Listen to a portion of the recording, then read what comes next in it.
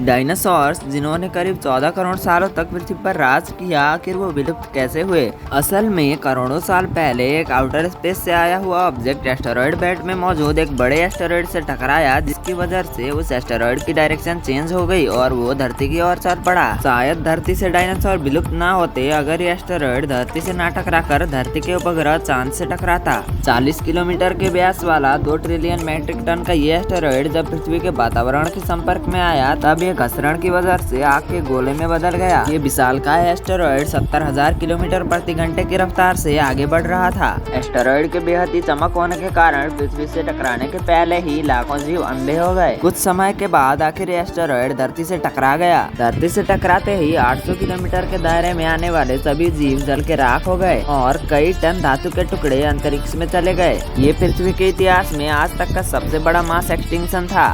टकराव वाली जगह पर 180 मीटर चौड़ा और 20 मीटर गहरा गड्ढा बन गया।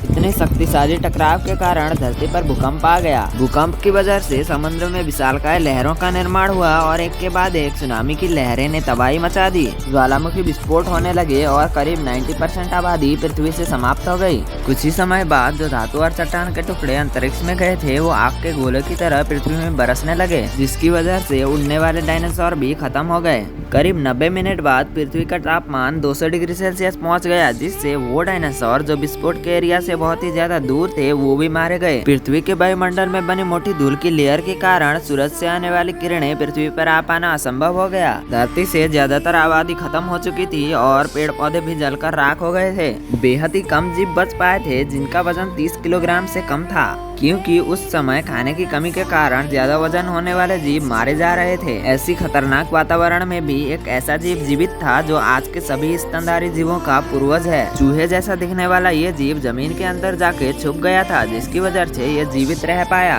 धरती पर वातावरण के साफ होने के बाद वो जमीन से बाहर आया और विकसित होते चला गया। कुछ इसी तरह एक कुत्ते जैसा दिखने वाला जीव विकसित होते चला गया और बाद में वो व्हेल बना। अगर आप चाहते हो कि फ्यूचर में भी आप ऐसे ही वीडियोस देख पाओ तो चैनल को सब्सक्राइब जरूर करना और वीडियो को लाइक भी कर देना। एम करते हैं 50 लाइक का।